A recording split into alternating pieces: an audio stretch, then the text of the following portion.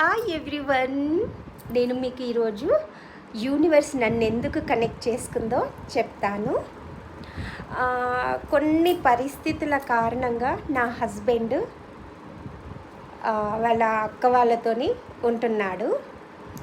అయితే నేను ఒంటరిగా ఉంటున్నాను కదా. సమ్ టైమ్స్ నేను తను వెళ్ళిన కొత్తలో చాలా చాలా ఎమోషనల్ అయ్యాను. తను రమ్మంటే రావట్లేదు, ఏవో సమ్ రీజన్స్ ఏవో చెప్తున్నాడు. ఏంటి ఇలా అయిందని చాలా మానసికంగా ఇదైపోయానమాట. అదే టైంలో ఒక వీడియో రూపంలో నన్ను కనెక్ట్ చేసుకుంది. ఎందుకు కనెక్ట్ చేసుకుంది?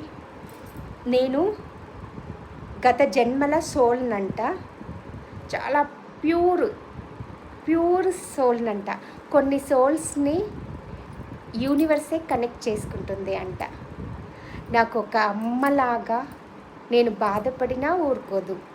ఏదో ఒక వీడియో రూపంలో నా దగ్గరికి వచ్చేసి, నువ్వు అలా ఉండకు, ఇలా ఉండకు, నీకు ఇష్టమైన పనులన్నీ చెయ్యి, చాలా హ్యాపీగా ఉండు, నువ్వు హీల్ అవ్వు, ఇలా ఏదో ఒక వీడియో రూపంలో నా దగ్గరికి వచ్చేసింది యూనివర్స్. నేను రోజు యూనివర్స్తో మాట్లాడతాను. అంటే నా మనసులో ఏదైనా అనిపించినా, ఏదైనా చెప్పాలి అనుకున్నా కూడా యూనివర్స్తో మాట్లాడతాను. మన చుట్టూ కూడా ఏంజల్స్ ఉంటారు. నేను ఫస్ట్లో ఇవేంటి అని నమ్మకపోయేదాన్ని, బట్ ఇవన్నీ నిజమే. ఏంజల్స్ ఉంటారు. మనం ఆ ఏంజల్స్తో మాట్లాడితే ఏదో ఒక, ఇప్పుడు నేను డివైన్కి ఎలా కనెక్ట్ అయ్యాను యూనివర్స్తోని, వీడియో రూపంలో కదా.